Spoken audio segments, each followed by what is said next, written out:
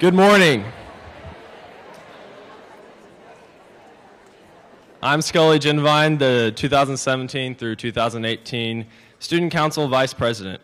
It is my pleasure to welcome you to the start of the new school year. On behalf of the students at Highland Park High School, it is our privilege to have you here as our guests. We have a great program planned for you.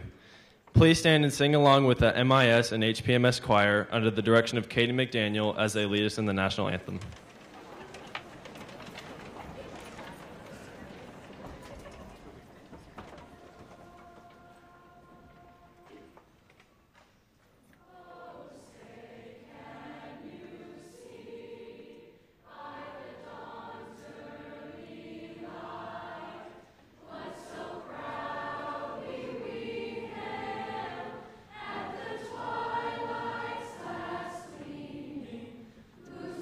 Strive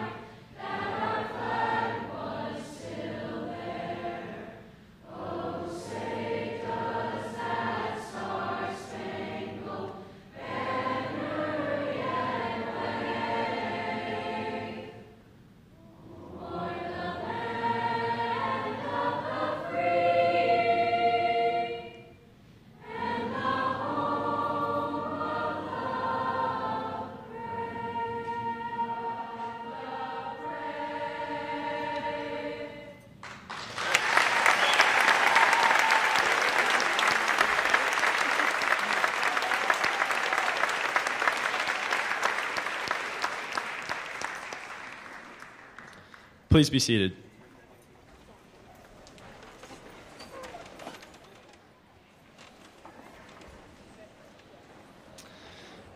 And now a quick reminder, I know how the tables have turned because now I get to say to a group of adults, please no texting or checking your cell phones during the program.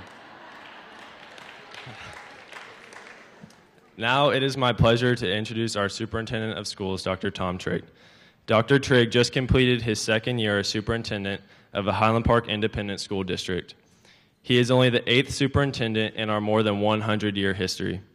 Dr. Trigg is a lifelong educator who started his career as a mathematics instructor and athletic coach in the Shawnee Mission School District in Overland Park, Kansas.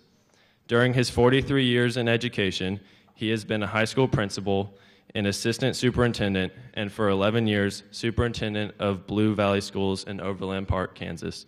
Please help me welcome our superintendent, Dr. Tom Trigg.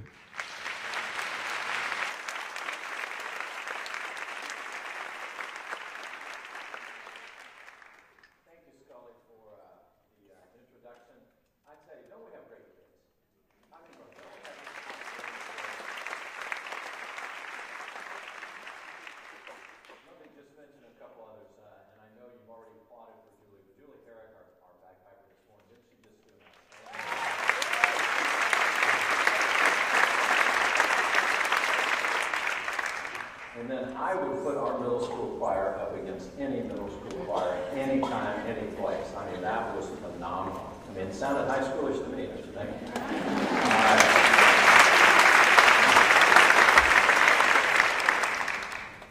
So, you may have noticed a little gift on your chair this morning.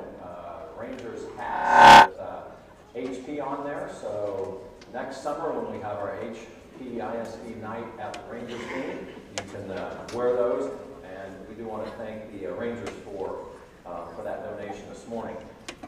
You were supposed to have on your chair as well a pair of solar defense glasses,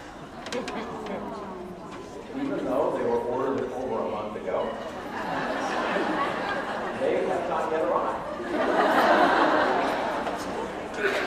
We either really messed up or we're way ahead of the 2024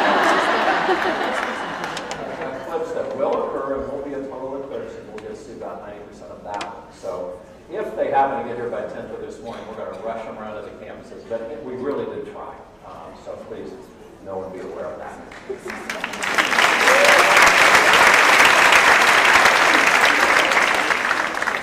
This morning, similar to other convocations, we will take time out to honor certain staff members who have gone above and beyond.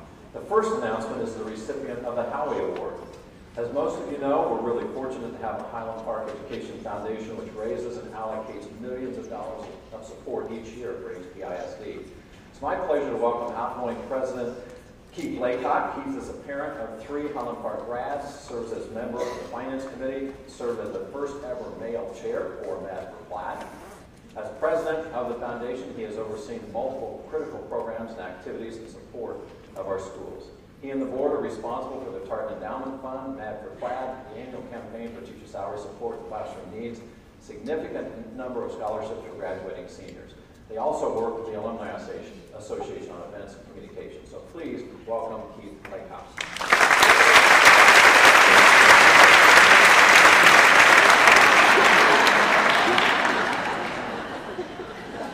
Wow, what did I do?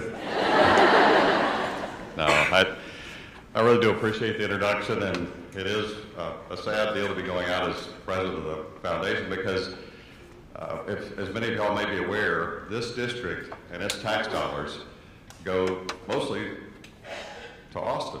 70 cents of every dollar we raise here in property taxes goes back and is redistributed throughout the state. Well, that's all well and good, but that leaves a district that needs entities like the Education Foundation to help support it. It needs people like the PTA volunteers to raise money. And in total, over $3 million go into this district every year. And we hope that number is going to be 4 and 5 million and more because it means we can do so much more. And our motto at the foundation is every student, every teacher, every school. And when we raise money annually, that is the purpose. So that was my advertisement. Thank you, that's all I have. Oh, no, I do have a very important award to give.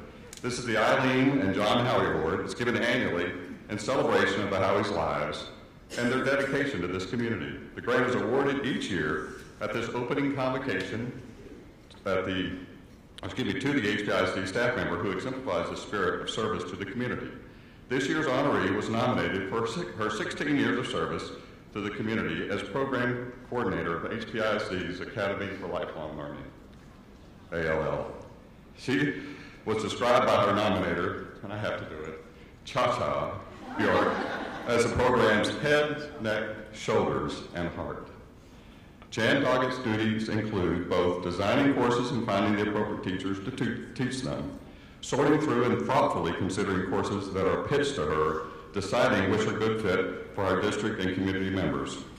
In Cha-Cha's words, Jan really is a visionary when it comes to choosing new, exciting courses to offer, like the very exciting and fun Camp Invention in the summer. She also knows what our tried and true offerings are that are popular year after year, like bridge or ballroom dancing, which I'm going to actually have to try that. Let's see. And game design and then babysitting training for students.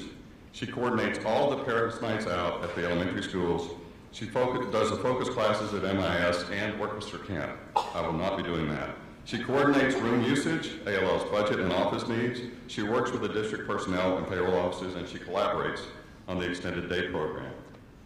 She has been with ALL since its inception, knows every side of all of its programs, and has a major role in its evolution since its infancy. But beyond that is the way she approaches her job, Cha-Cha adds. Jan can always see both sides of any story and find the silver lining in any situation. When parents or staff members approach her with a concern, she has an open ear and a kind word in response. She listens carefully and completely to all they have to say without interruption. She replies with conscientious, thoughtful comments to ease their concerns, conveying her ability to solve their issues with the utmost propriety and confidentiality. She is wise and diplomatic, always putting the best interest of the child or family first. She demonstrates integrity and fairness each and every day. Jan is humble, genuine, and truly deserving of this award. Outside of work, Jan is a deacon of the Highland Park Presbyterian Church, where she makes hospital visits, delivers meals, and offers up prayer concerns for members in need. She acts as a conduit between the church and its parishioners and brings the church to those who cannot attend services. In past years, she has been Hire's PTA president and on numerous school committees. She was an active member of Junior League of Dallas and continues to contribute as a sustaining member. Please join me in congratulating Jan Doggett. Please come up. Eileen and John Howie Award winners.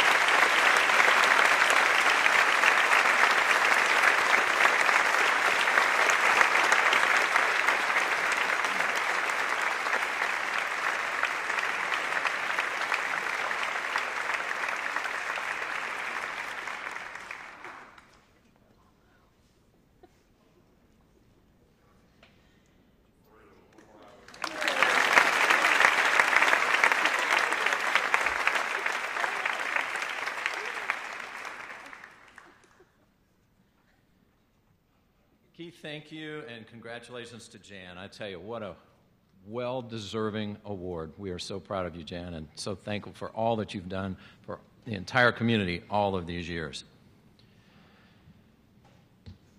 Keith, you're going to remain up here with me for Teachers of the Year, and that's great.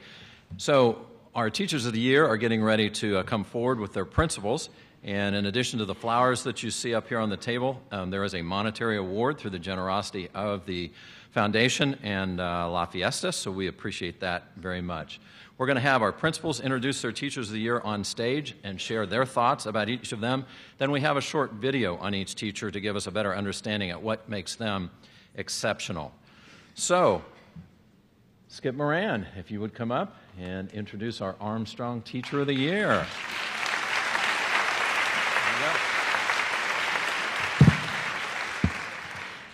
I'm Skip Moran, principal of Armstrong Elementary School, and it's my great pleasure to introduce our Teacher of the Year, Library Media Specialist Lori Riley.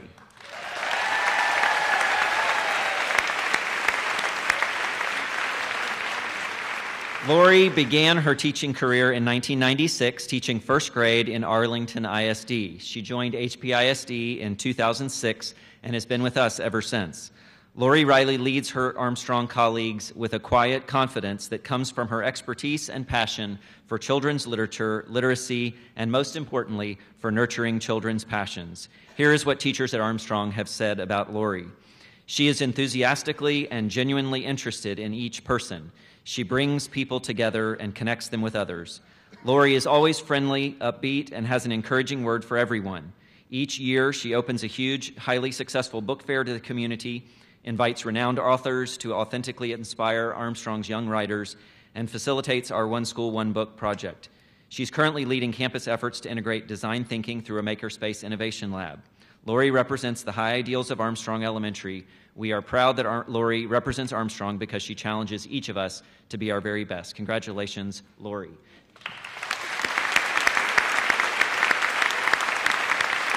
Now let's take a look at how Lori makes a difference in the lives of students at Armstrong.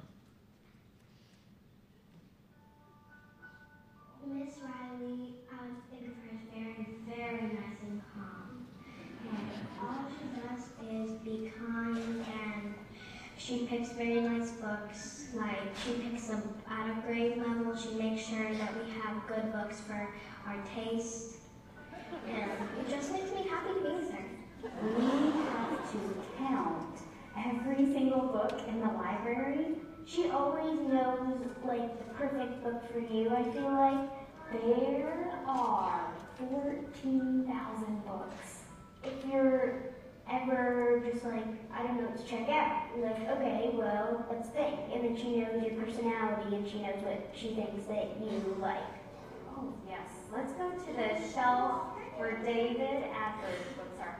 She actually motivates me just by being herself because she's really kind and nice, and she's a librarian, so it motivates me to read more. She makes me read, and I don't like that she makes me read. I love to read. I read my trios books. When you read books, you go to different places. She takes care of us like she takes care of the books. And she has a quiet voice, and she talks a little bit on me before she's not a kid. Miss Riley, I congratulate you for being Teacher of the Year, and you really like my imagination in reading.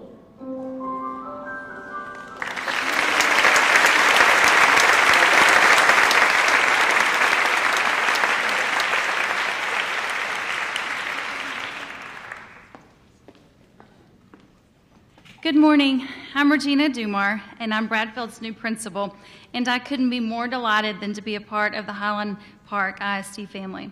It's a pleasure for me to introduce our first grade teacher, Yvonne Lewis, our 2017-18 Teacher of the Year.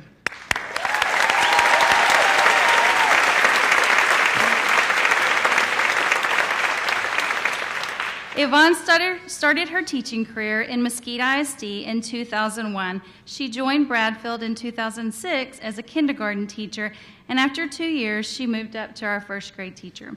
Since I'm still getting to know the Bradfield faculty and staff, I'll share with you what retired Principal Chris Bruner has to say about Yvonne.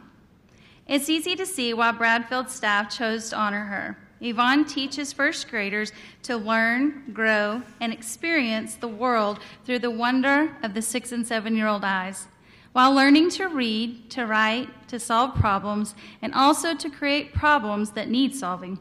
Yvonne teaches citizenship and what it means to work on a team. Her strong Aggie roots filter through to her teaching and also to her leadership capabilities as she leads the Bradfield first grade team to create strong readers and writers. Here's a little known fact that Yvonne is also a frustrated weather person. I learned that. She can give you the daily, the weekly, and the extended forecast at any given time, which has come in handy on more than one occasion, especially during carpool and field trips, and she's already ready for day one. We are glad that she chose teaching instead of being a meteorologist, as she is an invaluable part of the Bradfield team, and we are so happy to celebrate this achievement with her. Congratulations, Yvonne, and that's from Chris. And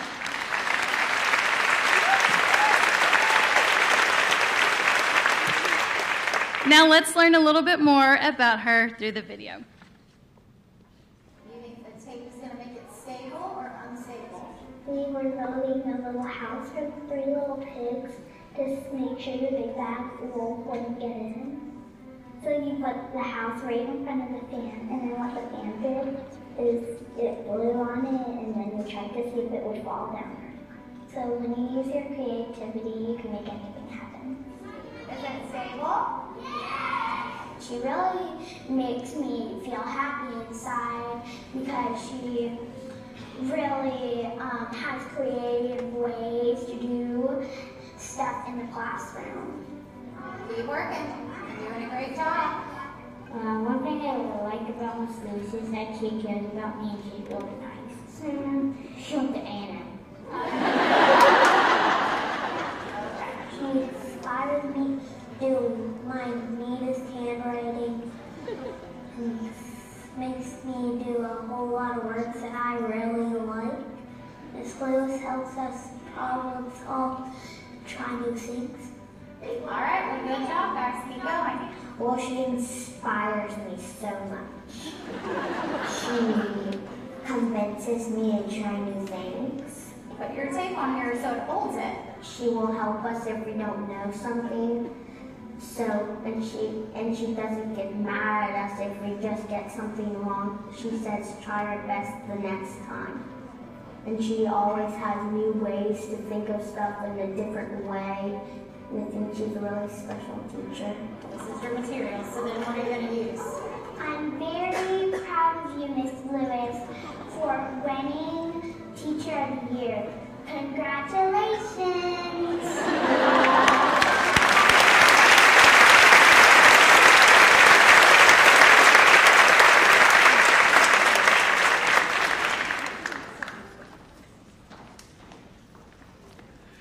Good morning.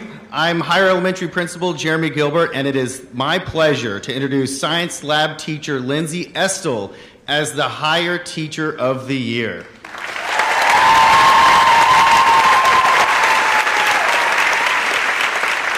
Lindsay began her teaching career in 2004 in Plano ISD, and she joined Highland Park ISD in 2012.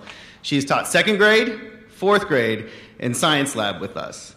I wasn't surprised when the staff at Higher voted Lindsay Estel as our Teacher of the Year. You see, when it comes to Lindsay, I have learned to embrace the mantra, expect the unexpected. The standard of excellence that she has established is merely the launching point for what makes her a dynamic educator and a truly astonishing leader on our campus. She has transformed her lab into an engaging learning environment where students are given rich and relevant opportunities to grow their science acumen. While her talent as a teacher is self-evident, there is much more to the greatness of Lindsay Estel. For example, upon her return from a conference, Lindsay was so inspired that she immediately built a tubulum worthy of the stage shared by the Blue Man Group. Now, for those of you that aren't experts in tubulum, it's an instrument made from PVC pipe. Or, like the time she returned from a STEAM conference and asked for a soldering saw for her lab. Well, honestly, we haven't quite worked through that one yet, but we'll figure something out. When not in her lab, Lindsay is teaming with other teachers to support our Makerspace initiative. She is leading a committee of students in our Kindness and Compassion Club, showing them the ways they can help keep our school beautiful. In short, Lindsay's time at school is spent making those around her better in mind, heart, and of course, higher Husky spirit. Now here's more about Lindsay through the eyes of her students. So what happens as the time gets longer? It gets slower. Oh, yeah. A day in Mrs. Stowe's class. We usually don't know what to expect, but we know it'll always be fun. So what happens as they go from the long to the shorter times? She's fun, she's nice, she's energetic, she just makes us laugh. Speak into my good ear. She plays things like cool things like the sound machine. I think today's activity was like one of my favorites because there were like so many different things to do, like sound pipes, the sound waves, and the door jam, and it's just like lots of new things that I get to try. I think she won because she's always happy and always brings a smile to her face, and then she's also at the same time an amazing teacher, and she really explains things well. I feel like she inspires every single one of us to do something new. She has a way of getting us to explore science and leaving us to learn our own stuff. At the end of the lesson, I always want to tell my parents what we did in science lab. Vibration. So think about yours. Is it fully vibrating all the way around? It's never just an ordinary science day, like, oh, we're going to do this. She always has an activity with it, like something that we have to make. And I just feel like I'm having fun. Miss Sister, you deserve to win Teacher of the Year, and I'm so proud of you.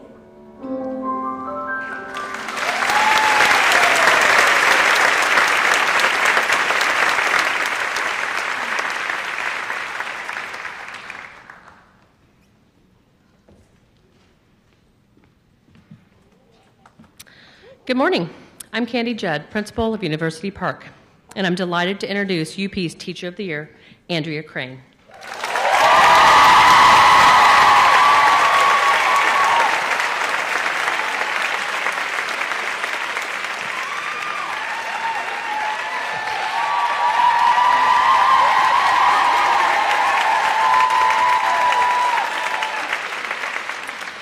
Andrea began her education career in 1989. She has been a special education teacher assistant and a PE teacher in grades K through 6. She has also served as the district coordinator for health and physical education, and in her spare time, coached volleyball, softball, and golf at high school, where her team won 2008 Girls Golf State Championship. Andrea gives true meaning to Teacher of the Year. She loves kids, her teammates, and most of all, she loves teaching. She has a great attitude, is willing to try new things, and is always ready to step in and help, whether it is in carpool, student council, chess club, or a staff party. She is a mentor, a role model for all. She is creative, fun, and is an outstanding teacher and friend. Many of her colleagues, students, and parents shared some special things about Andrea. I love that no matter what, where, or when you cross paths with Coach, at school, she greets you by name with a genuine smile on her face.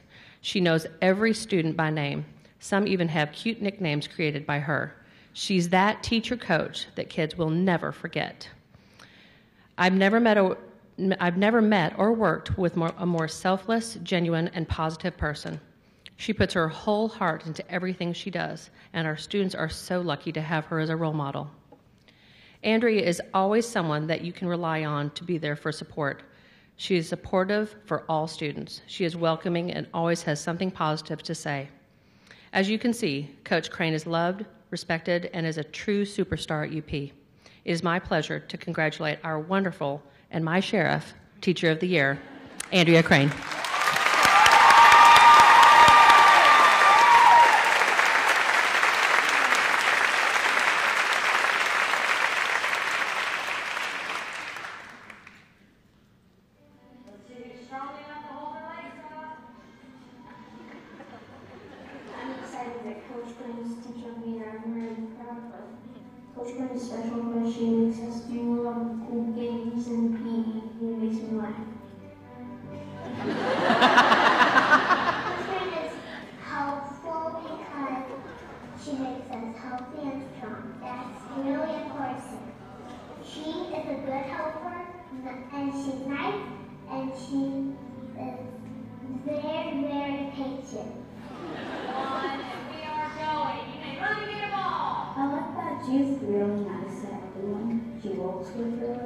She really doesn't like getting mad at people.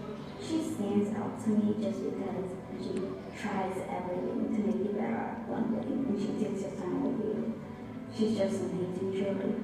Now, on your side, you gotta get building. Crane motivates me by teaching me new things and being kind and patient when she does it. You can keep throwing it the other Try to get them all down. She's playing words with us through all the games, and she's really nice because she always asks us questions about the game, and she'll say if we're correct or not. She's always telling me encouraging words, and it motivates me. And when I was in 2nd grade, she helped us with my throwing football, and I do that a lot today. So Stay on your feet and throw with your opposite foot forward. I'm so proud of you because you're the best. So you can learn us to be healthy and strong. Bye.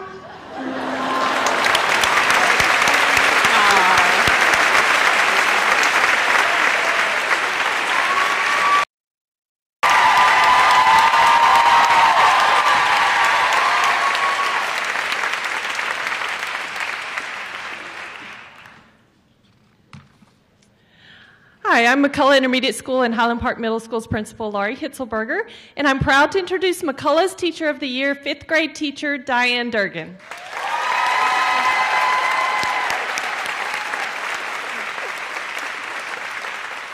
Diane began her teaching career in Massachusetts, and after 13 years there, she moved to Dallas.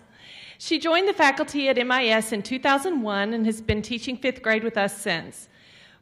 Whenever I need a boost or a positive moment, regardless of the day, I head straight for Diane's class.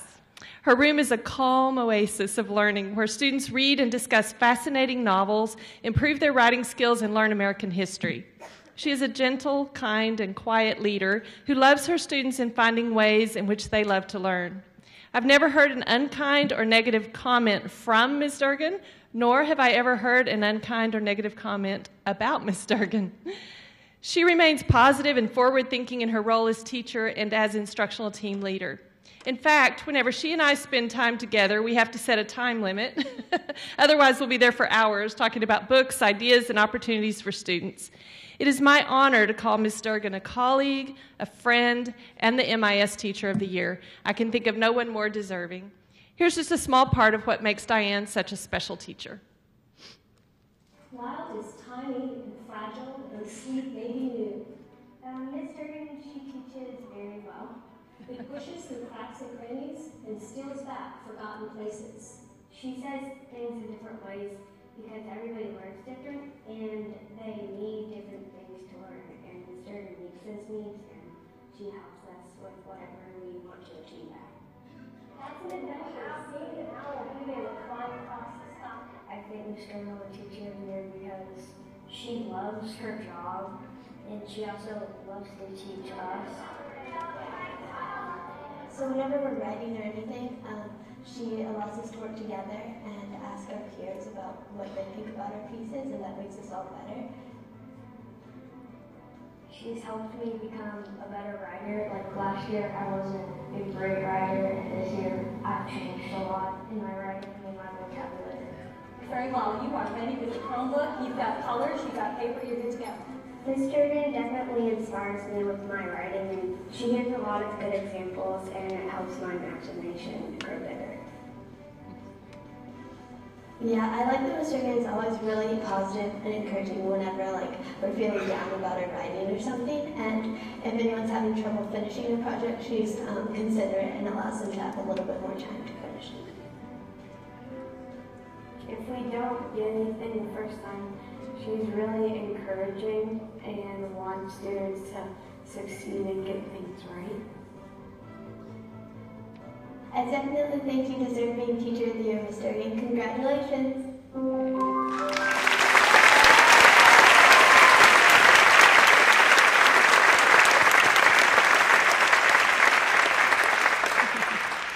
Now I would like to introduce Highland Park Middle School's Teacher of the Year, Burgundy Bass.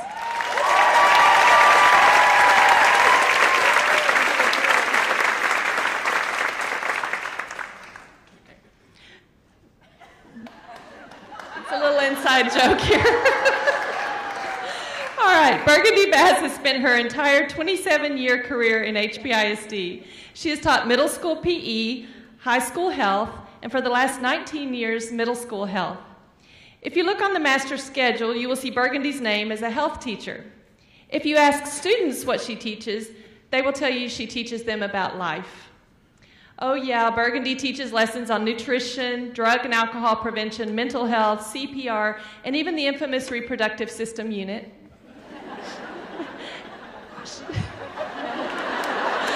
Talk about private jokes, we're not going to go there. However, what she really teaches her students is how to draw strength and positive energy from their inner coach while controlling the ill effects of their inner critic, equipping students with the tools they need to conquer any challenge that comes their way.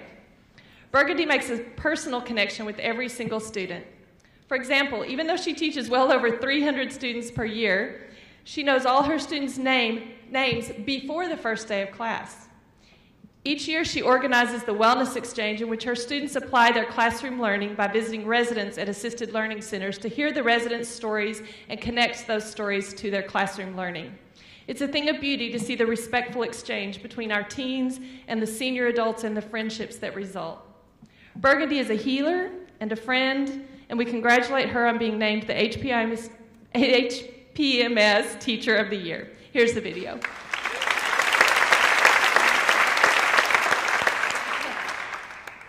Let me introduce myself. I'm Burgundy Bass. We visited CC Young, which is a senior living home, and I had some great experiences talking with some of the people there, and they gave us some great insight on life, and it also helped me to develop my communication skills and my own characteristics. Ms. Bass is really relatable to the students, and we really understand her, and she really understands us. But we know that the real test is what? Life. That's right. I love that Ms. Bass brings in real life experiences to teach us about the lessons rather than just teaching us plain facts. So a day in Ms. Bass' class, we always start out with our mindset, and that's where she gives us 5 minutes to reflect on 3 things that we appreciate in life. And we always have 2 different categories that help us to get our mind in like the coach's mindset instead of the critic, and always look for the positive. What you learned today is preparing you for what happens tomorrow, right? During our lessons, she always talks about how we teach her as well as she teaches us, and that really inspires me. Health is important for us to learn because there's a lot of problems that come our way during life, and we need to know how to solve them, and Ms. Bass really helps us with that. Every time we just walk in, she always has like a smile on her face. She's happy to see you. And when we arrived in class on the first day, she knew all of our names, like all of our faces. She told us that she memorized them over the break. And remember to empower your coach and take some nice deep breaths and see all your options. You have plenty of time. Ms. Bass, congratulations on winning Teacher of the Year this year. I think you really deserve it, and thank you for teaching me this year.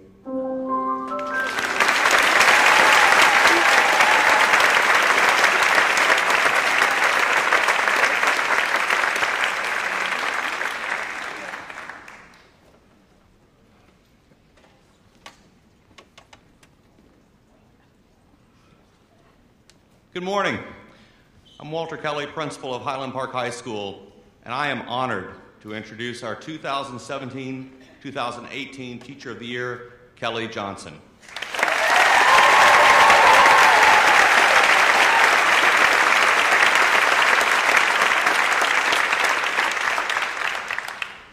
Kelly began her teaching career in Detroit. After moving to Dallas in 1995, she joined the Highland Park High School as a math teacher and track coach.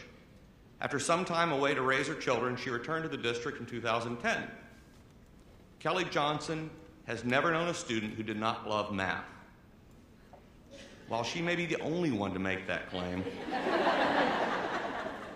she isn't delusional. She can make this claim because she loves her students, loves her subject, and finds ways to connect students with the subject at hand. A 4-time finalist for the HPHS Teacher of the Year, retired teacher Hilda Alcerica dubbed her the Susan Lucci of the Teacher of the Year Award. It ended well for both, right? Always a beloved, skilled teacher, she transformed math education for many of our students when she developed advanced quantitative reasoning as a course for bright students who didn't want to take calculus yet in high school. Through a brilliant combination of math instruction, real-world case studies, and poignant connections, she has helped many students discover the meaning and power of math. A respected colleague and peer, Ms. Johnson carefully and meticulously finds ways to support and help our school, whether it is through work to improve student culture or to design our technology environments. She is always committed to her efforts. Beyond her work at school, she's a dedicated mother, wife, and master's javelin thrower.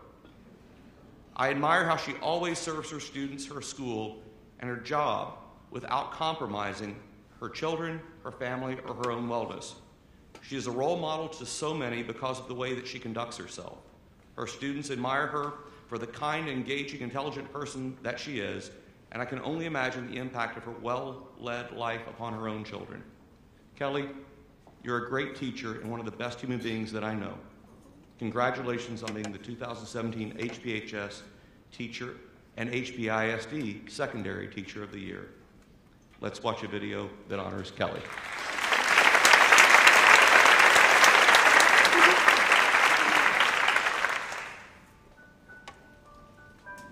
I think Ms. Johnson really just gives off a positive vibe, and sometimes it's hard to be positive about things like math. She makes it fun, and we're really able to be in there and laugh and have a good time. It says, "Hi, Annabelle, go math." I would describe Ms. Johnson as really lively, always upbeat, and just really sweet and caring. She's always there for everybody. This was your mystery number. And while it feels funny, she's very passionate about math and calls us all her mathematicians. And there's never a day where she's not in the mood. She's always there. She always wants to know about you, how you're doing on a personal level. Awesome. Do the last one. Ms. Johnson definitely is one of the biggest role models in Highland Park. She's just so patient and so kind to everyone. And she's also so hardworking, and everything she does is with great passion and with a full heart. Scratch and sniff. This year I have 2 math classes. I'm in AQR and pre-calc. AQR, I learned a lot. It's just practical math that applies to a lot of things. Like, I was either business or geology, but I think that it's the most beneficial math class I've taken over my 4 years. Congratulations, Ms. Johnson. We're so happy for you. Thank you for being so great to all of us.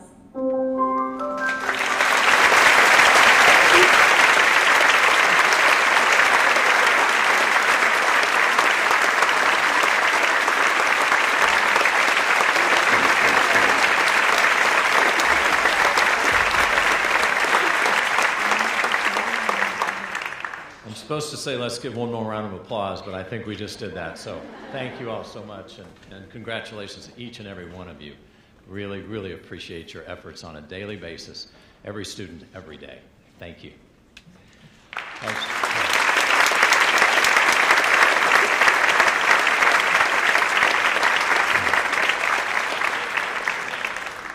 As they're exiting the stage, I think it would be good for you to know that I believe in virtually every case they had not seen those videos prior to today, and so they're enjoying them for the first time as well. And I want to point out that Edward Tulip was over here, and Edward put all those together, and we really appreciate him.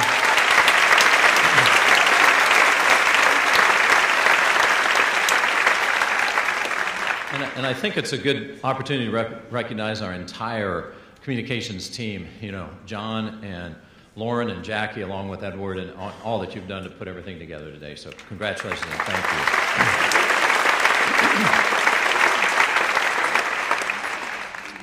Before I take the opportunity to introduce our keynote speaker, I would like to pause for a moment to remember some important members of our HPISD family who we lost over this past summer. Orinda Spikes was a beloved English language arts teacher at Highland Park Middle School who bravely fought cancer. Those who knew Orinda said that she knew how to connect with her students. She always had a smile and a positive attitude. Coach Leonard Reed died suddenly this summer. Coach Reed was a math teacher at the high school, as well as an assistant football coach and varsity assistant wrestling coach. He had just finished his 4th year with us, but had coached for a total of 19 years. He was known for his tireless enthusiasm and dedication. And Sarah Townsend Hawsey was the wife of Highland Park High School coach and teacher Max Hawsey. Sarah also died unexpectedly this summer, leaving Max and 3 children, Natalie, Hunter, and Marion, who attend our schools. So if you would just join me in a brief moment of silence to remember Orinda, Leonard, and Sarah, I would appreciate it.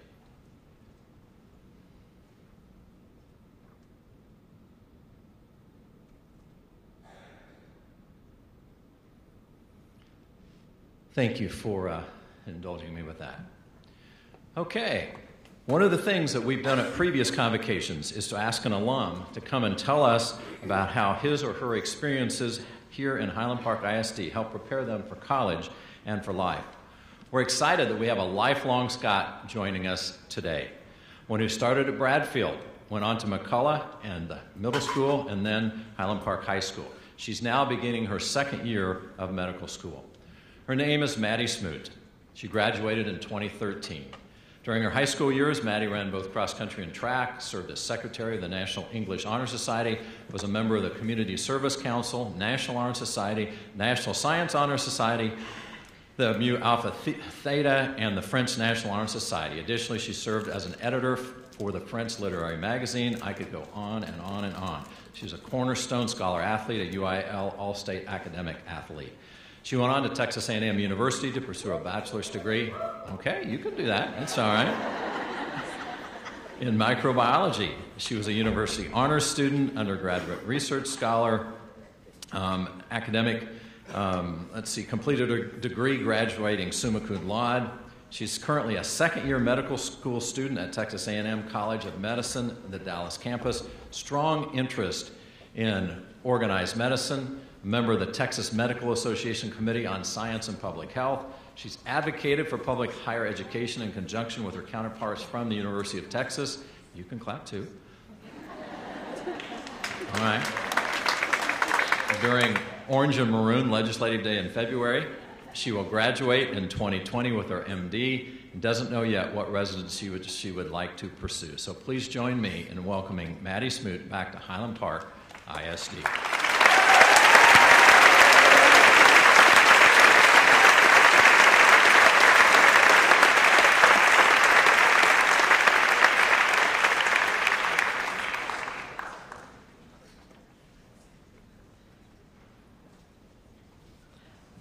Howdy, as we say in Aggie Land, and good morning. Thank you all so very much for being here this morning. Some of you may know me as Maddie, but many of you know me as Smoot with a bunch of O's, thanks to Coach Coffee. It's wonderful to be back here today at Highland Park High School. How can it be that 4 years have elapsed since I was last here? Writing this talk gave me the opportunity to reflect on my formative years in the district.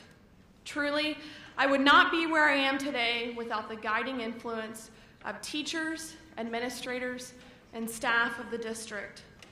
Undoubtedly, a similar sentiment is echoed by many of my peers, and I would like to take a few minutes this morning to articulate what I've realized as I pondered my time in the Highland Park Independent School District. If successful, each of you will leave reminded of the direct impact that you have on the young lives of students that are daily patrons of your classrooms, theaters, cafeterias, offices, gymnasiums, and libraries.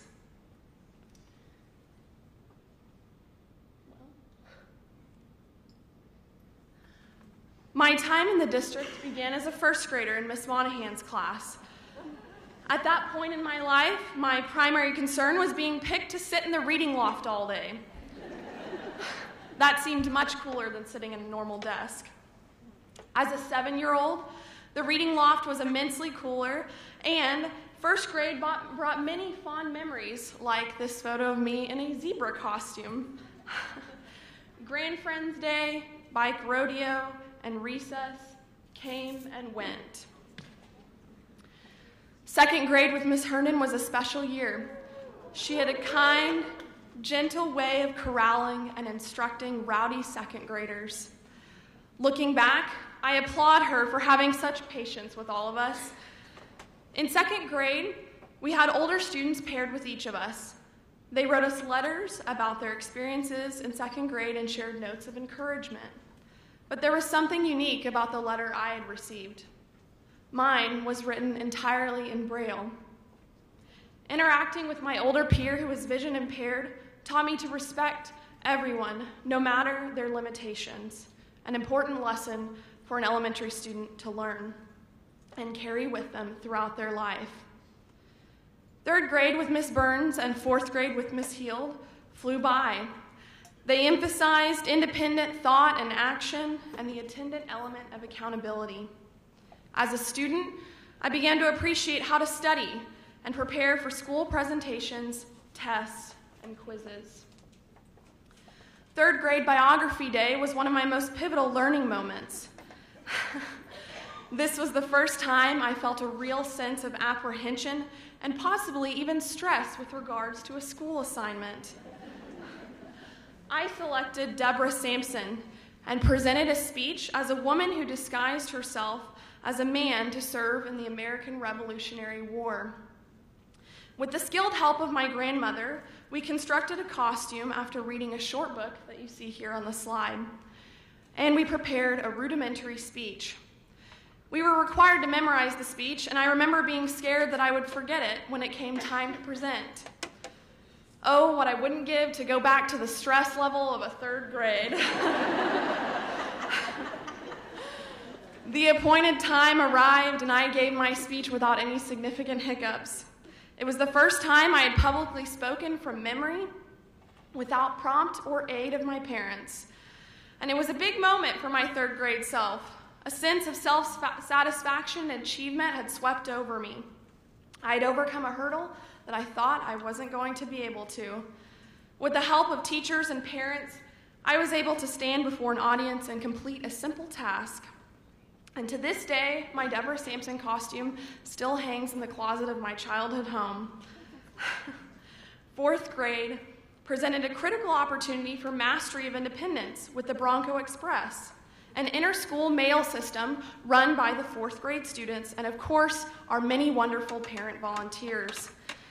We were allowed to send mail to our peers, and no, we did not need texting, Snapchat, Instagram, or Facebook.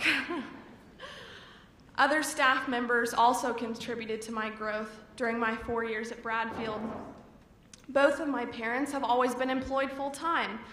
Hence, I was enrolled in after-school care during my elementary years. Each of the ancillary staff members would sit with us in the cafeteria and help with homework while we waited for our parents to pick us up later that afternoon. It was then that I began to learn the skill of time management, the idea that if I could sit down right away after school, I could complete my task within the hour and then have the rest of the afternoon to play outside with friends. Again, a critical component of a fourth grader's life. My time spent at Bradfield was peppered with additional experiences such as Spanish with Miss Pantelli, music with Mr. Foley, science lab with Miss Huckle, and my dad volunteering to work in the cafeteria line. My love for reading and libraries began at Bradfield as well.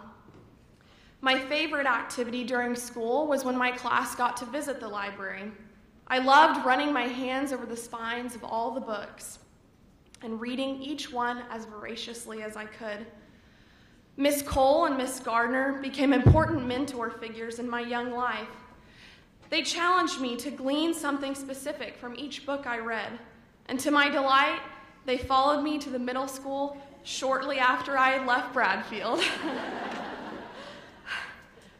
Fifth grade came, and I found myself in an entirely new environment. I was overwhelmed, intimidated, and tired. The school was different, and the older students seemed to be twice my size. Fortunately, the support from teachers and staff never wavered. The classroom assignment gods smiled on me in fifth grade. Janie Stark was my science and advisory teacher. Under her instruction, my love of science and analytical principles began.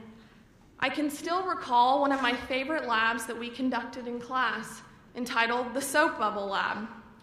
We were given different brands of dishwasher soap and challenged to answer the question, which will allow us to form the largest bubble? As a fifth grader, I wanted to know exactly what component of the soap allowed them to surpass another in bubble-producing capacity. Sure, it was a primitive experiment, but it sparked my interest in asking questions and the scientific method. In 6th grade, I explored the violin and orchestra.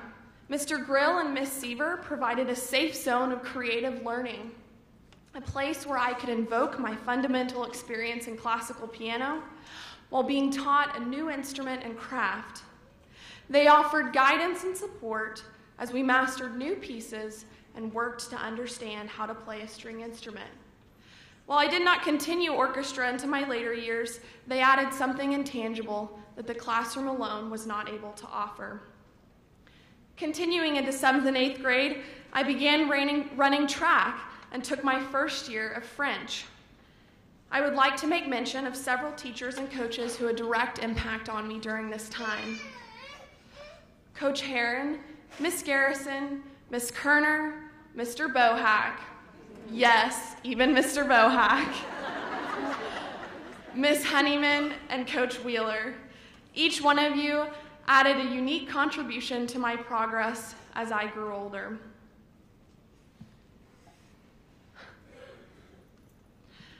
I see by the slide that we've made it to high school, or in my mind, the years where I was either overwhelmed studying or sweating with an odd expression plastered across my face, much like the expression you see in the photo here. As a freshman, my favorite class was probably pre-AP biology with Mrs. Harding. She taught us to carefully construct a report for each lab we completed. She taught us foundational principles that I can still utilize today as a medical student. I showed up to track tryouts in December of 2009. I thought I'd try it, even though I didn't think they were going to let me onto the team. So I went to every day of tryouts and I tried everything. Days later, and much to my complete shock, I'd made the team. I thought to myself, surely someone has made a mistake. But after a season, I'd realized how much I needed the team. My high school experience had been changed for the better. Fall 2010 arrived, and I found myself trying out for cross country. Suddenly, running year-round seemed like the best idea ever. And my fall Saturdays began to look a little something like this. Under Coach Sutterfield, Coach Bailey, Coach Scott, and Coach Coffey's guidance, I learned the art of perseverance, not only as an individual, but as a team. We were taught to take a teammate with you during practices and races alike. That meant that we worked together and always exchanged a few words of encouragement as we raced and as, of course, our oxygen capacity allowed. A spirit of perseverance became my best ally. Although I felt routinely challenged by Mr. Chuang's pre-AP chemistry class, but by being available for questions and tutorials, I can say that he was the reason that I was prepared for my freshman chemistry class. Mr. Sanders' WAP class also played a critical role in shaping the way that I currently learn and study. He had a way of making class lessons come to life, especially when he stood up and told a story that carried weight, emphasis, and impact, and was a novel way of studying history of the world.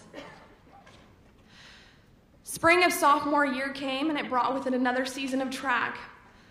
And this is where I'm going to have to preface the following photos and apologize to Coach Coffey for the horrendous pole vaulting form you're about to see.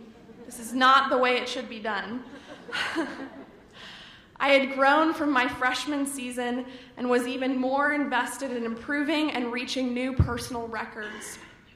At this point, I'd moved to competing more in field events rather than actually running sprints, but I can never let Coach Bailey forget the one time that she let me run the 4x2 relay.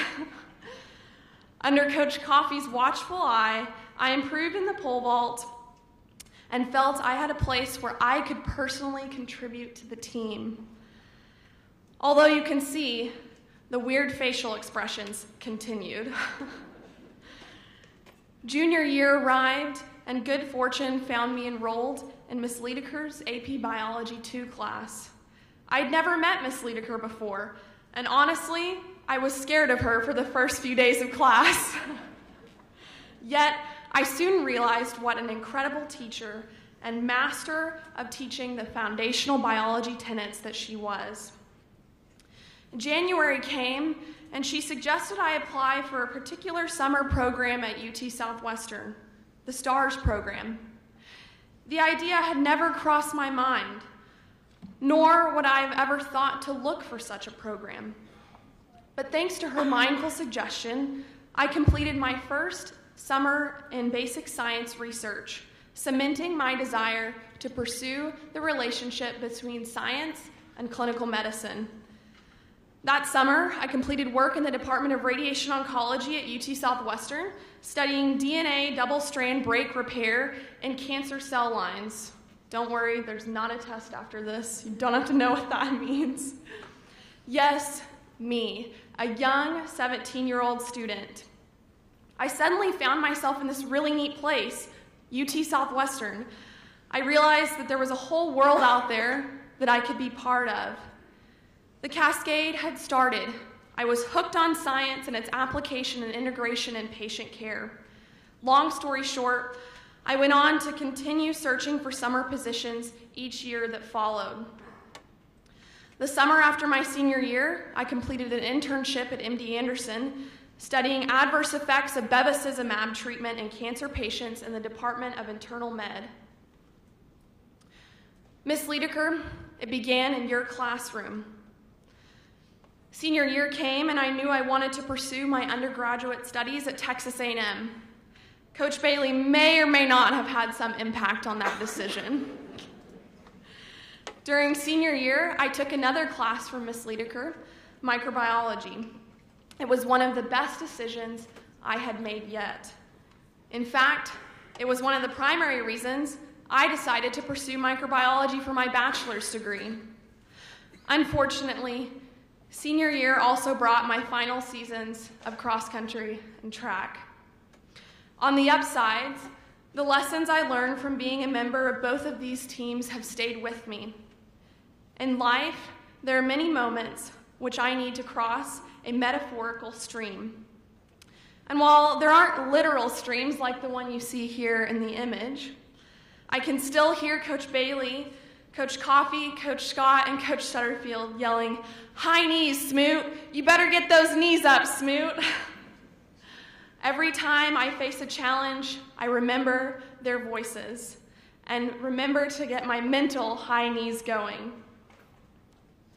I will never forget the lessons learned during 10 Mile Tuesdays, difficult practices at Germany Park, and pre-meet meetings every Friday.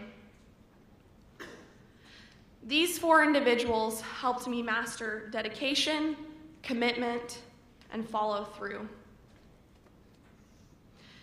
Graduation came, and this was one of my fondest memories. Coach Coffey hugging me and telling me he was proud of the person I had become during my time at Highland Park. My time in the district may be over, yet I carry the lessons I learned with me through the next chapter in life. During my undergraduate career at Texas A&M, I continued to pursue research and completed 2 additional summers at UT Southwestern in their Department of Microbiology. In fact, the project that I contributed to was recently published in Cell Host Microbe. I show this to give an example of the force that Miss Liedeker had in my life. Had she never suggested that I apply for that first summer at UT Southwestern, I would have never been able to complete such a project and started my cascade in science. And this publication would probably never have my name on it. I was able to graduate in 3 years from undergrad because of the exceptional AP teachers at Highland Park. HP's outstanding emphasis on the value of AP classes allowed me to enter college with quite a few credits.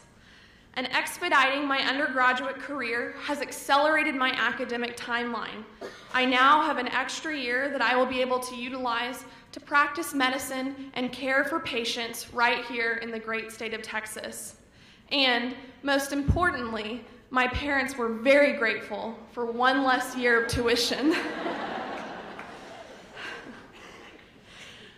I've also been a firsthand witness of how other HP programs benefit and shape the youth of our district. My younger sister, Reed, will be a junior at Highland Park High School this year, and she has been a benefactor of the wonderful instruction provided by our band directors and cherishes her time as a member of the Highlander Band. In medical school, we have a term used to describe what should be gleaned from any lecture or talk.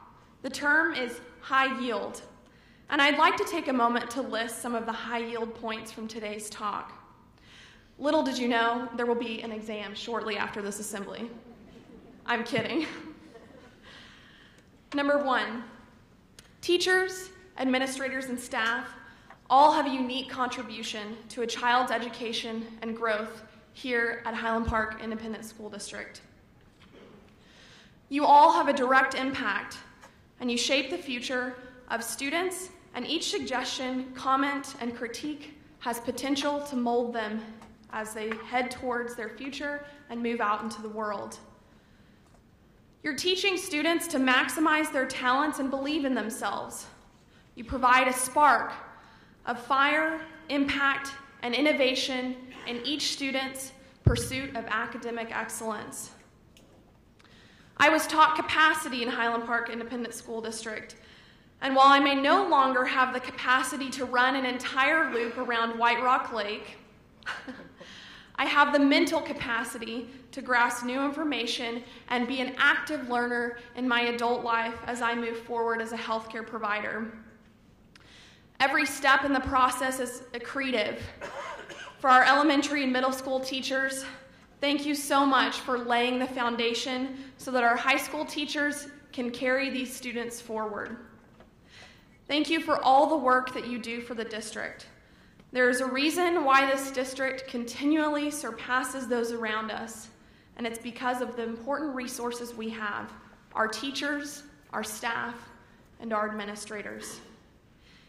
Thank you for your time this morning, and remember that each of you is the reason why graduates from this district make impactful contributions to the great state of Texas and beyond.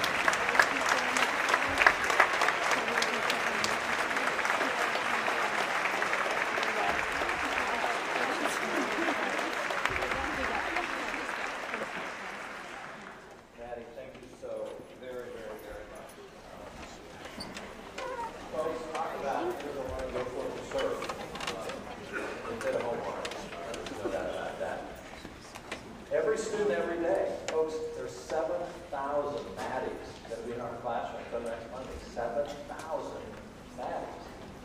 Think about the impact that each of her teachers had on her, from elementary all the way through high school. Particularly the idea of going through a summer program at UT Southwestern. You have the opportunity with over 7,000 kids to give those kind of suggestions, have that kind of encouragement. I mean, wow. Thank you. One more round of applause.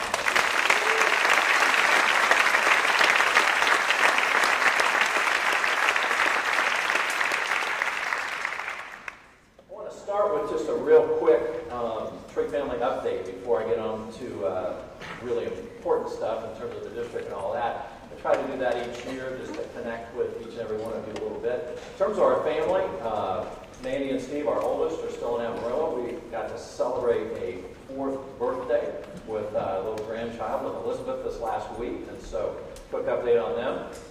Whitney and Cody, Whitney, our daughter, and her husband Cody continue to be in the Overland Park area. Cody's nephew, who lives with them, celebrated a state championship wrestling season, so that was kind of a highlight for them this last year. Our son Aaron continues to be in Scottsdale, Arizona, and and looking like maybe they'll win more games than they'll lose this next year coaching basketball. So that's always a good thing. At least he's optimistic of that. And then lastly, just want to mention that Julie, my wife, and Love My Life is here again today. And we celebrated our 40th wedding anniversary this last year.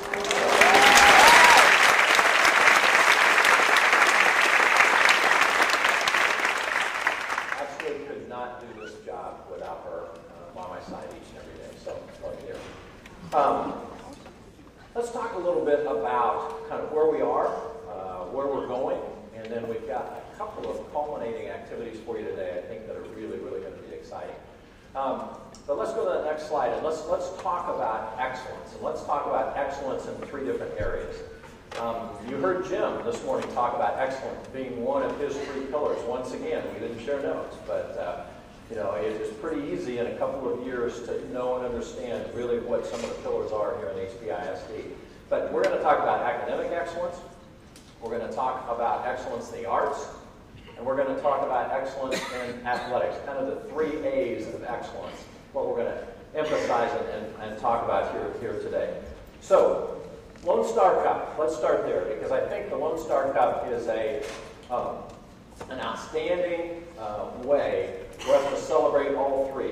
We talked about the UIL, and UIL I think when you first hear it, you think athletics, not understanding that they also have academic competitions, they have arts competitions, including band, chorus, fine arts, everything.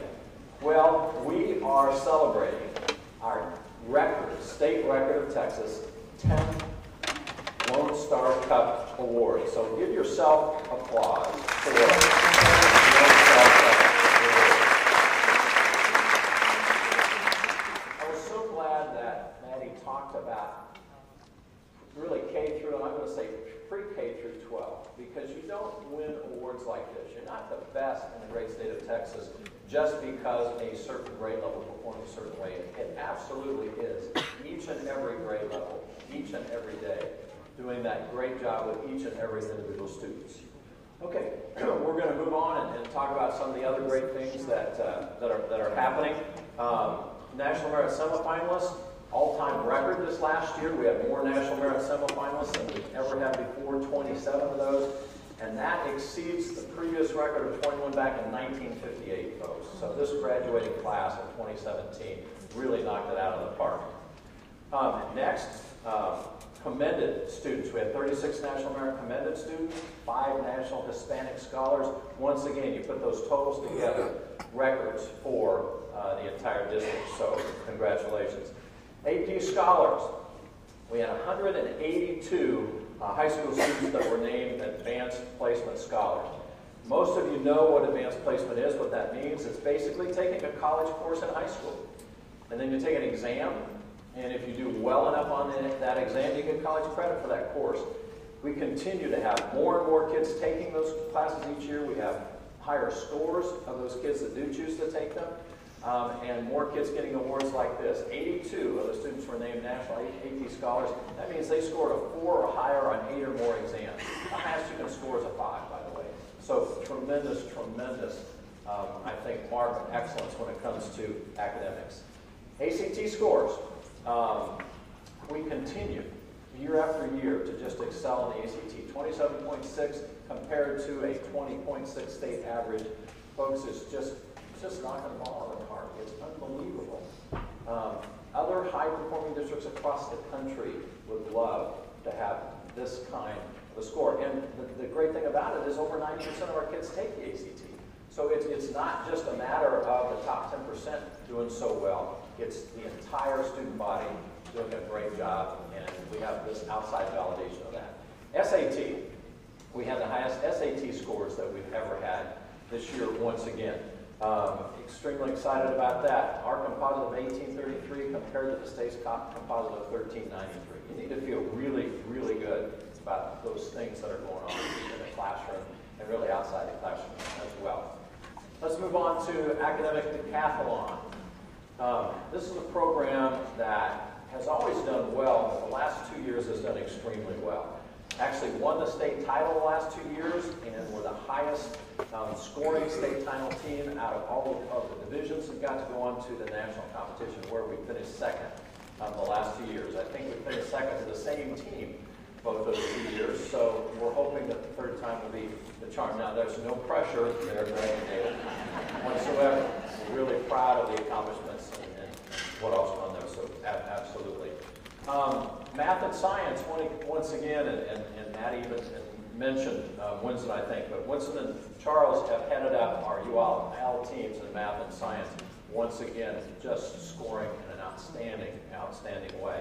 Let's move on to arts a little bit. 7 all-state band members, that's an all-time high. 4 all-state choir members, that's also, I don't know that that's an all-time high, but certainly having 4 students be able to achieve that accomplishment is amazing. Now, if you look at those pictures closely, you'll notice 8 people and 5 people. And Natalie and Reagan, you look like students, but I'm not sure.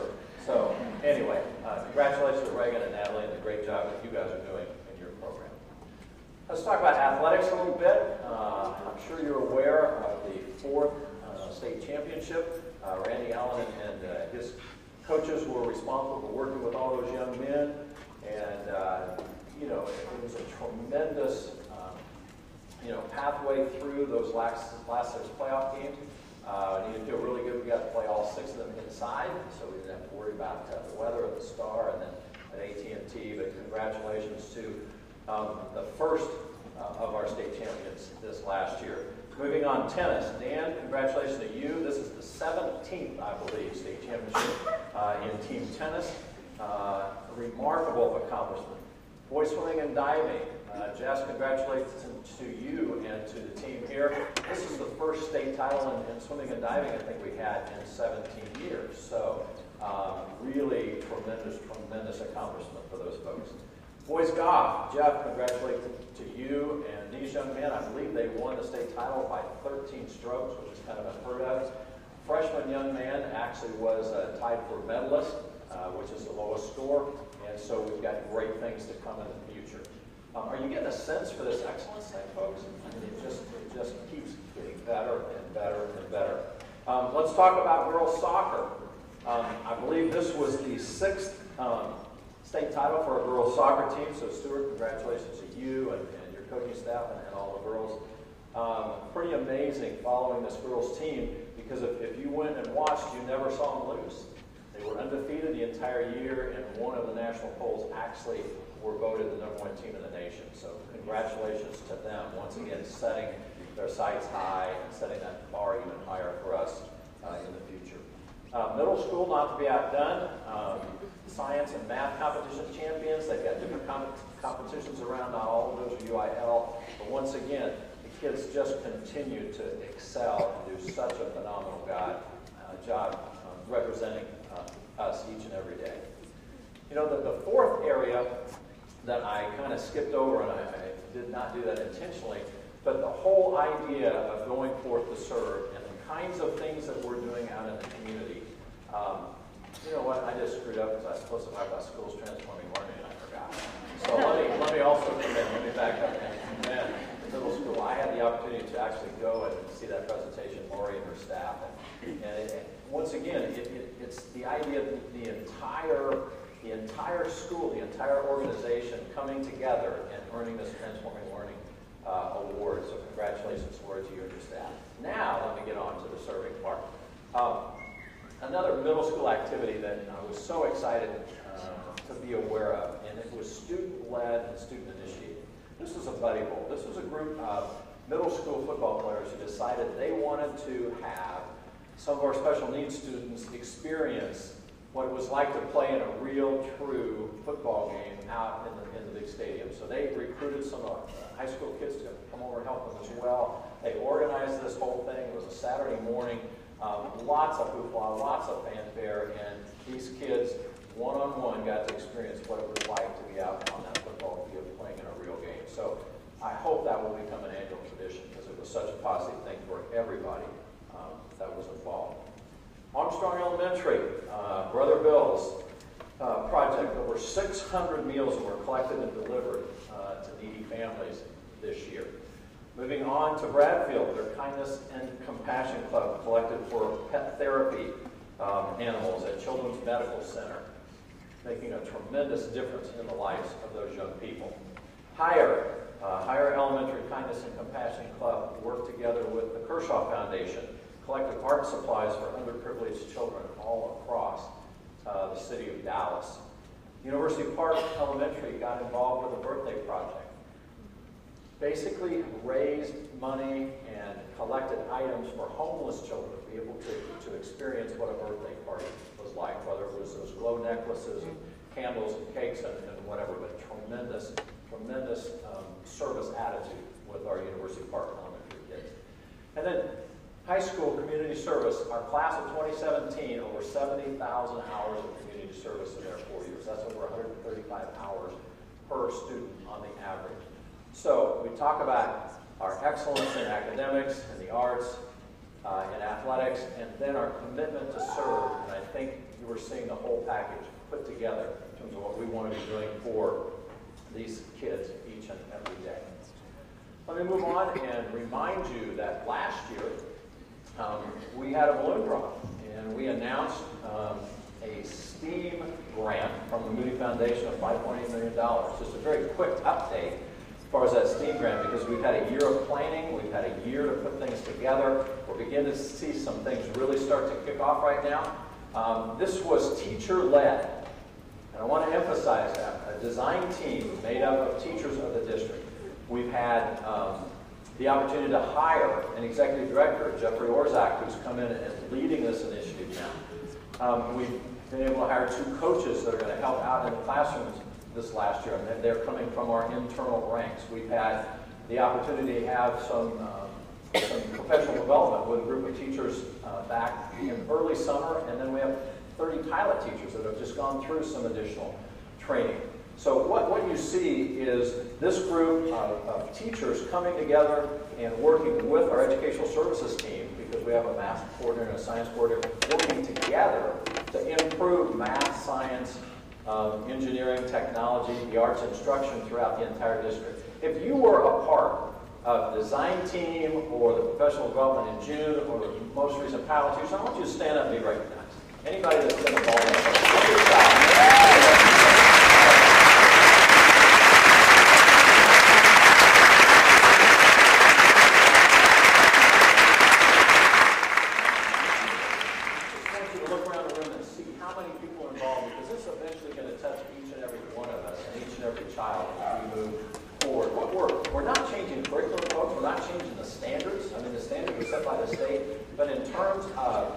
Instructional models and how we go about integrating the instruction, for these particular areas, I'm so excited about what it's going to do for our kids.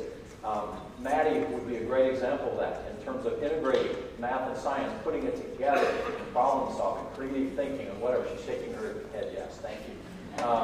But really, this is what we want for all 7,000 of our kids, and I think this is really, really going to be a program that helps us in an amazing, amazing way. You talk about Lone Star Award, you talk about all of the great things going on in the STEAM grant, and yet we've got something happening that we haven't had in over 60 years in this district, and that is we're going to open a new elementary school a week after that.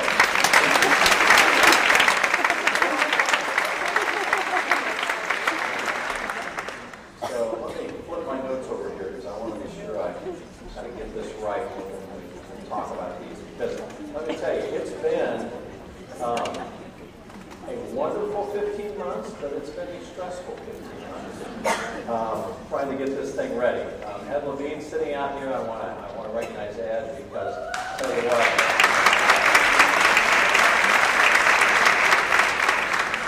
Ed has done a tremendous job of working with our architects and working with our contractor, of just being sure that this school was going to open on time. He spent all day up there Saturday, he spent all day up there Sunday. The only thing he hasn't been able to control is this rainy August, which has put us behind a little bit in terms of the outside. But true to form, before the breakfast this morning, I know Ed was out there because he sent me a picture, and they're actually laying sod. this morning. So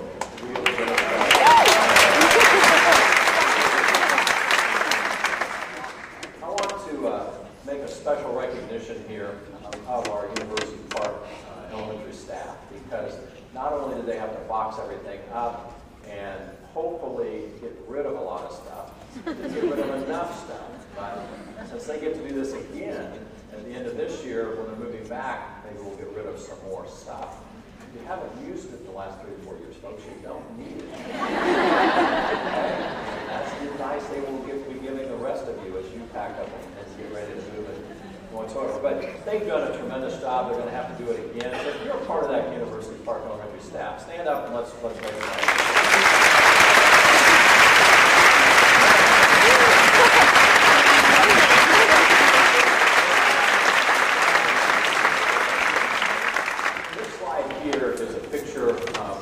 Looking from the west to the east. This is kind of the back of the building. You see how aesthetically pleasing the back of the building looks as well. There's the garden areas out there. There's a playground. There's actually an outdoor learning area as well. Doesn't quite look this way yet. Give us about 2 to 3 weeks. It absolutely will look this way. We're going to start a short video here and let you have an opportunity to do 2 things. One, see how rapidly this building went up.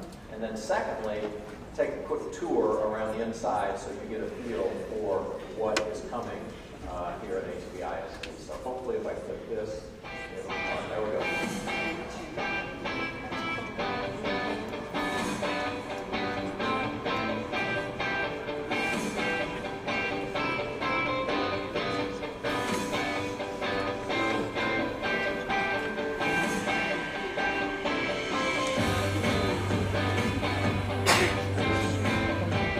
Well, welcome to our new school. Today was the first day we had our staff back. We're really excited that we get to be the trailblazers, setting the standards high for all the other schools coming to the new school. And now we are busy at work and getting excited for the school year.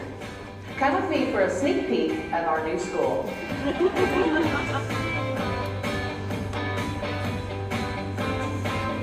This is first grade. Let's go to second grade. Even though we're still getting settled, this school already feels like home. We love it.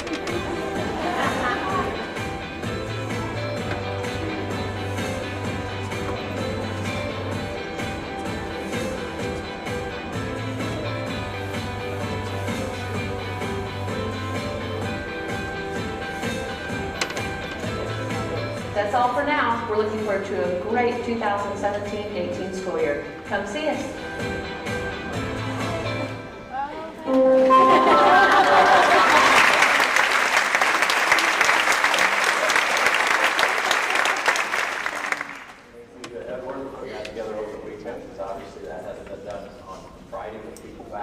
But we are so excited about the flexible learning spaces. We're so excited about the opportunities teachers are going to have to collaborate, get kids together to work with small groups.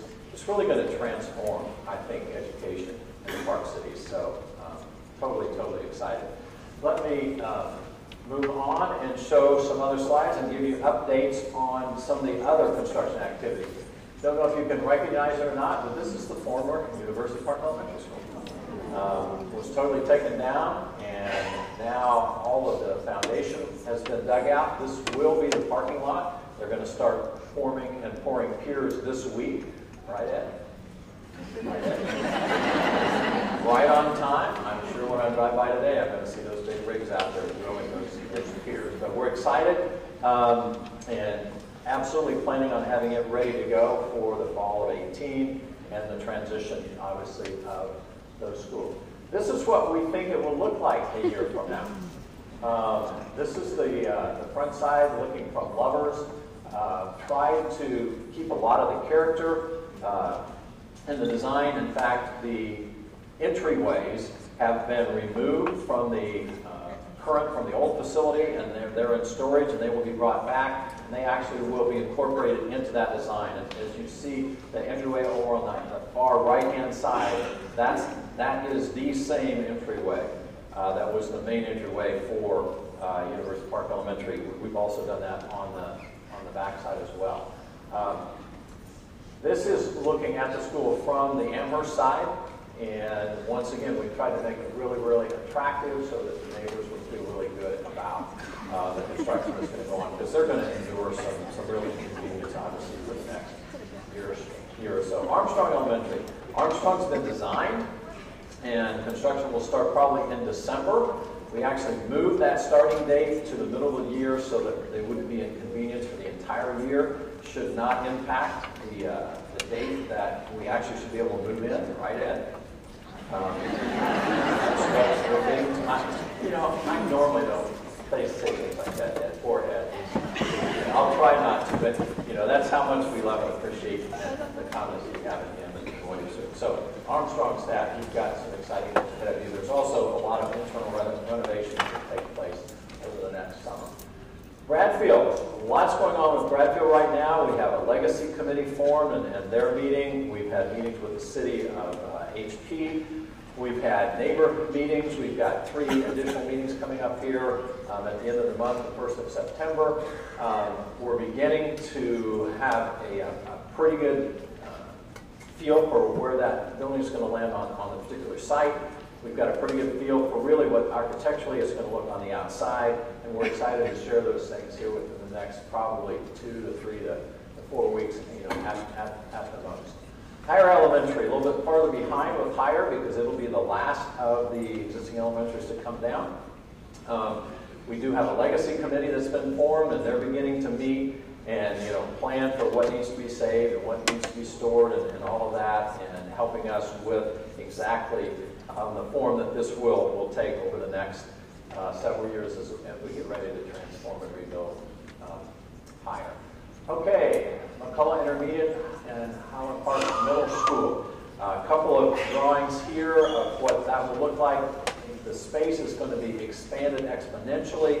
Basically, enough room for eventually 2,900 kids in that facility. Things have slowed down just a little bit. We'll be getting ready before too awful long to start on the 200-space parking garage. That's going to cause some disruption in terms of athletics and all.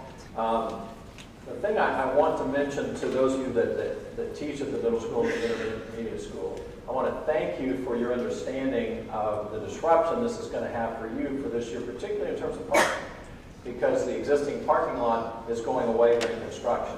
And so we're going to be doing more than likely some shuttling of staff. We're going to be infringing on the neighborhood or parking on the street to a greater degree than we have in the past. We've got some really, really nice neighbors that have stepped up and going to let us use the driveways.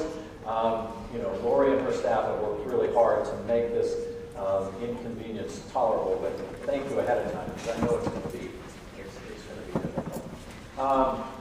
The high school. First thing I'd say about the high school is they had a new chiller put in this summer, which is one of those behind-the-scenes things, but I guarantee you if we were holding this meeting in here 3 weeks ago, you would be wearing shorts and short sleeves, and it would have been hot. So thanks to the construction crews for being able to get the chiller all set up and done and ready for the first day of school.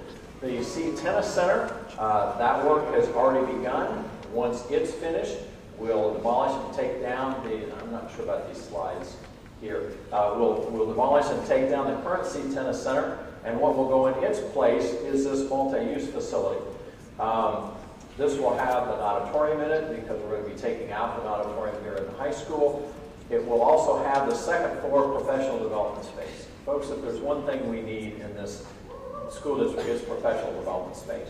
And we're going to have some large spaces where we can bring people together, where we can train together, we can learn together. It really will become a learning hub for the district. We're excited about that.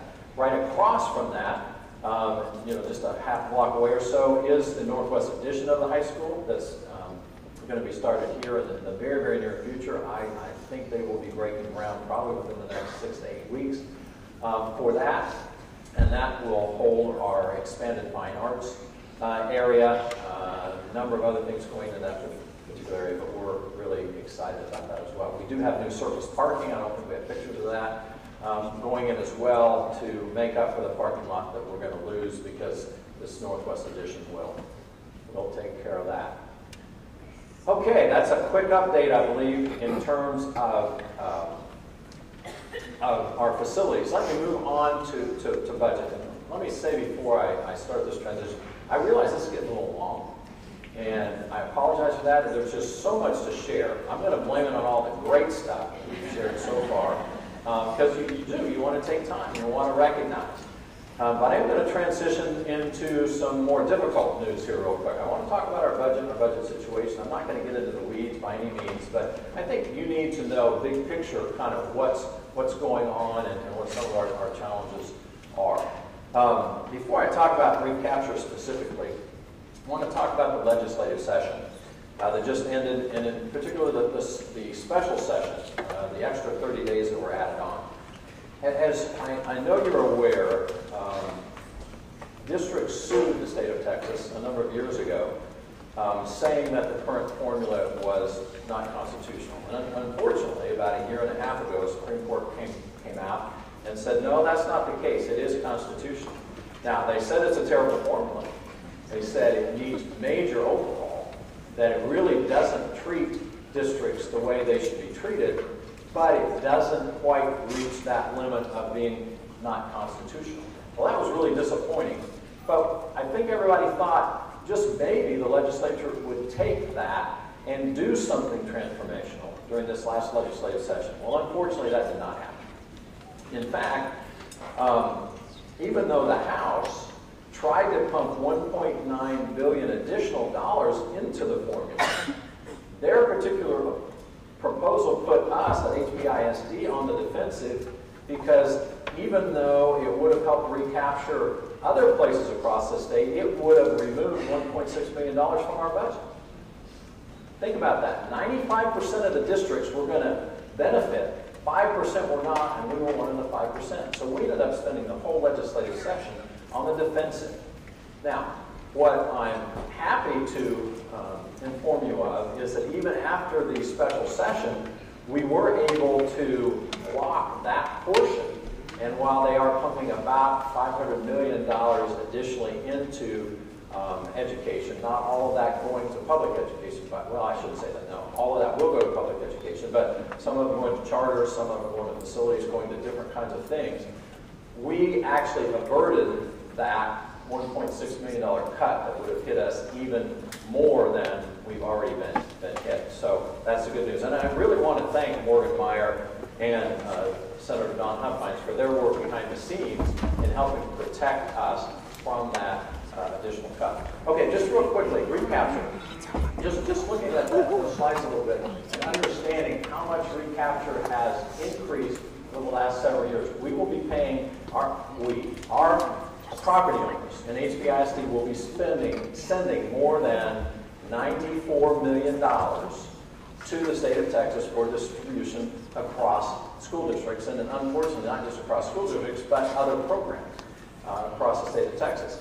Now, we very much know and understand that with the wealth that we have, we should be sharing. It's just a matter of how much. I mean, you get to some point where it just doesn't make sense anymore. That 70 cents, as Keith mentioned, of every dollar that we raise gets sent someplace else. There is a right number. I just believe it's lower than 70 cents. And we've got to figure out how to work with our legislature over the next several years to hopefully make a difference or again in that. Now, here's what is really contributing to our struggle. If you look at the M&O number, it's going down from $63 million to $62 million. That's the amount of money that we have to operate our schools on. And it's actually going down. It's going down for several reasons.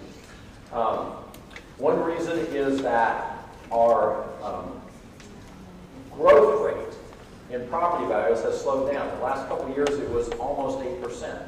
And it looks like for next year it's going to be about 2%.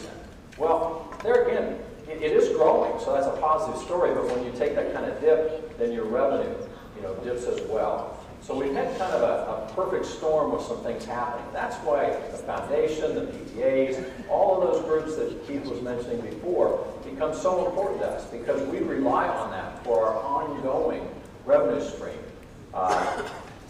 each and every year. So we basically went into the budget this last year. We ended up cutting expenditures by over $1 million. We ended up adding some expenditures back in. For example, I put an email out to you not too long ago. We're able to cover the additional health insurance increase for the high deductible plan for single, and I know that's not great news for everybody, but it's a little bit we were able to do. We're able to adjust our salaries a little bit in years 1 through 15. Equity adjustments is really needed to happen for the last couple of years. We tried to do some things like that, which we felt were the bare essentials. We have built into the budget a $1,000 one-time payment for our certified employees and a $500 for our one-time payment for our classified employees. Do we wish we could do more? Absolutely we do. We do. But our situation is such that even with those cuts, we really feel like we've got to be really prudent in the spending of our dollars. And so that's the situation that we're in and headed to this for this next year. Not a fun story for me to tell you, but an honest one, and one that I just feel like I can't shy away from. I can't pretend that it's not happening. This next slide, I think, comes up, will kind of give you an idea of how our money is spent. 87% of it goes towards salary and benefits all across the district. And then we had 8% for contracted services, 3% for supplies and materials, a couple of % for other operating costs, whatever. So you can see the tremendous percentage of our budget. I mean, we're a service industry. We're a people industry. And that's where our money does go, and that's where our money should go. So just know we're doing everything that we can to create a budget that makes sense. Are we in crisis? No. I mean, don't walk out here thinking we're in crisis. Do we have some challenges that are significant? Yeah, we do. We do. Do we need to be very careful about our spending until we're able to kind of work our way out of this and get back to a more comfortable position? Whether that's through additional fundraising that might happen, whether that's through the growth in property tax rates accelerating back up again, whether that's through prioritizing our spending so that we can put more money into salary and benefits, whatever that might be. But just know that we're not in a crisis situation, but I can't minimize the fact that it's definitely a challenge as well. So I apologize for having to stick that into the middle of the presentation, but as I said before, I just felt like we needed to take that opportunity and just get everybody on the same page and kind of know what's happening. We will continue to provide information to you. If you have questions, don't call me, call Brent Ringo. Brent's our new Assistant Superintendent for Business and Finance, and really, let me throw an accolade his way because he has worked so hard to pull all of this together in the last 6 months. He's done a tremendous job, culminating this morning, and our trustees are here as well, where they approved the budget this morning, they approved the tax rate, they approved the $1,000 one-time payment, the compensation plan, all those kinds of things. So that does propel us into this new school year as the kids start coming back next Monday. So Brent, thank you for all the work you've done to do that. Just a couple of comments. I want to talk about every student every day just very, very quickly, not because I'm trying to minimize the importance, but because I know how long this is going. And then we've got, as I mentioned, a couple of culminating things that I think you're really, really going to enjoy and hopefully kind of send you back out in a real positive mindset. But every student every day, folks, we need to ensure that every one of our kids every day, when they come to school, feel included, feel respected, feel a part of the communities that we call each one of our individual campuses. And I think, honestly, we do a tremendous job of that. So this is not a void.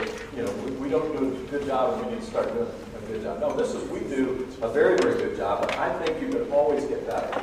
And I think that there have been some incidents, there have been some situations that have occurred where students have not felt included, where students have not felt respected. And it's up to us, one, to be role models, to help students know how to behave and to respect and include people that might be different than us in some way or some aspect of their lives. I think that's really, really important for us to do. And I think it's really important that we are eyes and ears and we observe and supervise kids so that when they make a mistake, because they will, when they step out of bounds, when they say something unkind, when they do something that we wish they wouldn't have done, that we help them learn from that. And then we wrap our arms around the kids that maybe were hurt or injured from whatever that was that might have been said or done or whatever, and help lift them back up and create that sense of community that we might have. I think an ideal goal is for us to turn our own kids into upstanders instead of bystanders. When our own kids see things being said or done that maybe are inappropriate, they're kids, I understand that.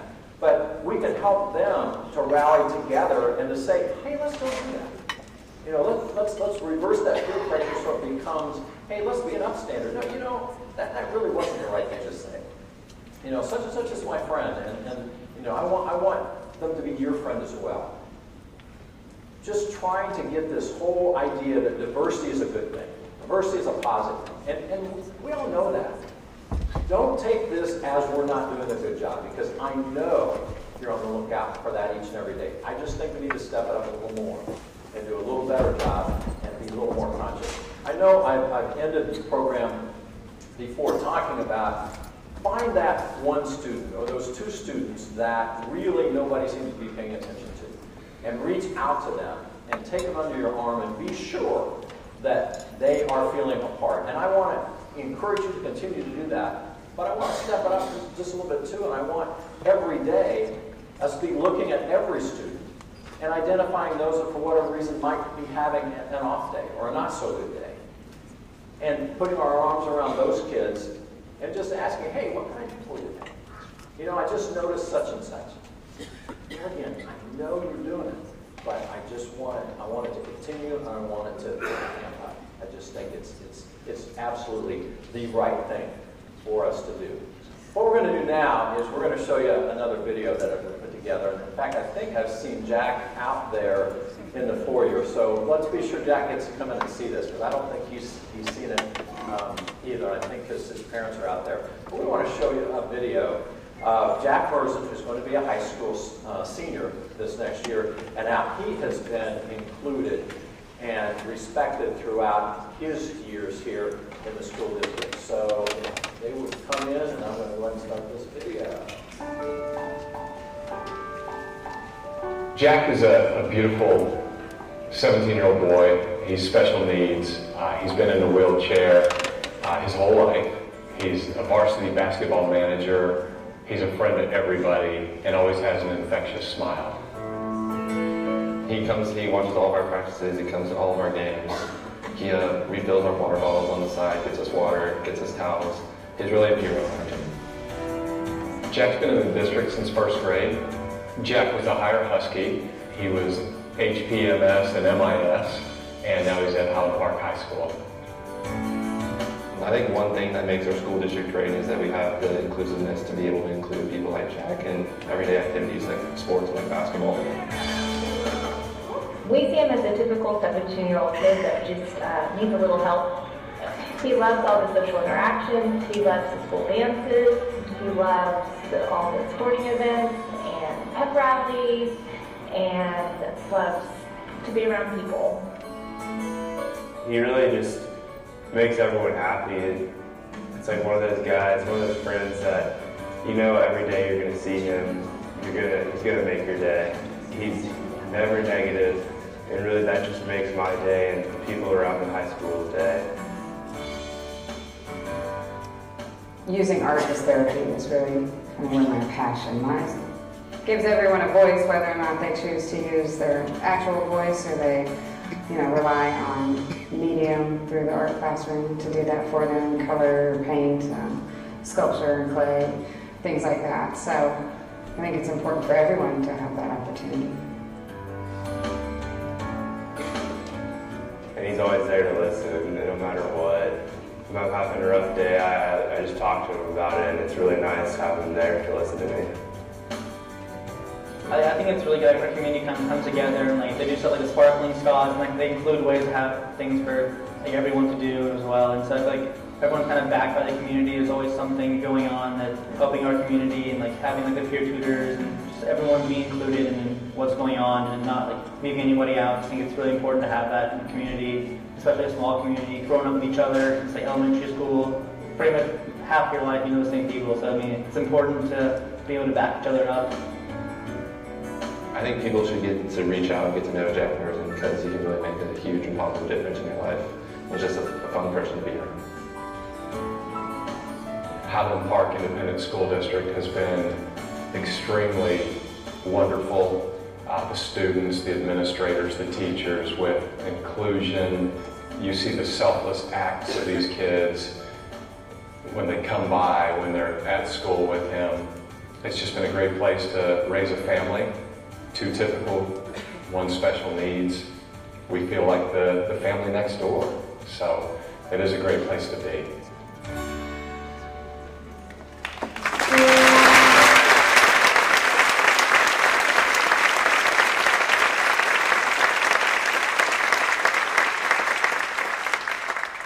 Every student, every day.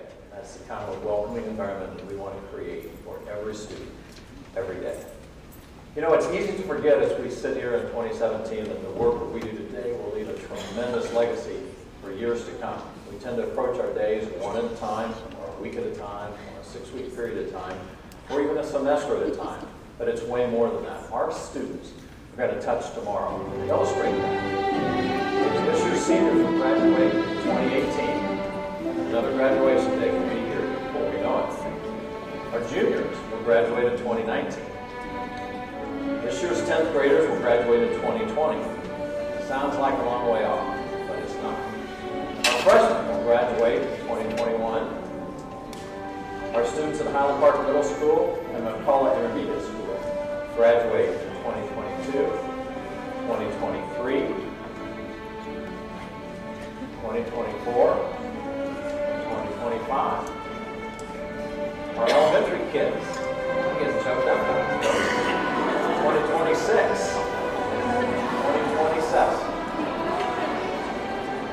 2028, 2029, and this year's kindergarten kids.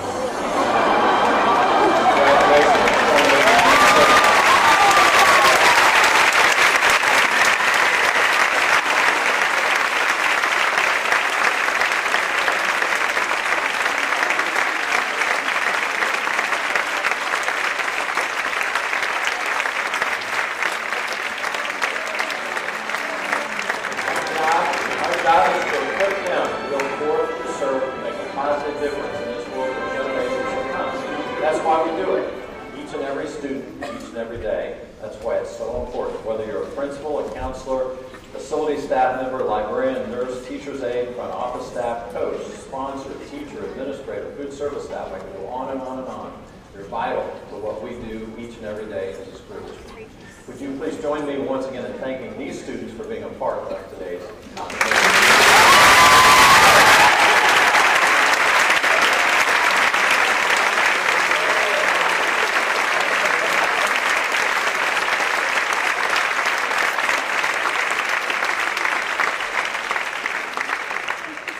Close out our program and send us out ready for the eclipse. And by the way, don't look at that thing.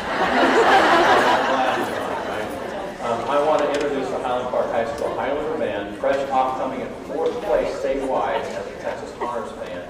They are under the direction of Reagan Brumley. They're going to come out and play, and you're going to be dismissed, and they're going to continue to play as... Come on, guys. Where are you doing? Back behind the curtain. Oh, they're back here? Back there. I'm confused, but wherever you are, come in. There we go. There we go. Let's get this thing on a high note. Thank you. Have a great school year.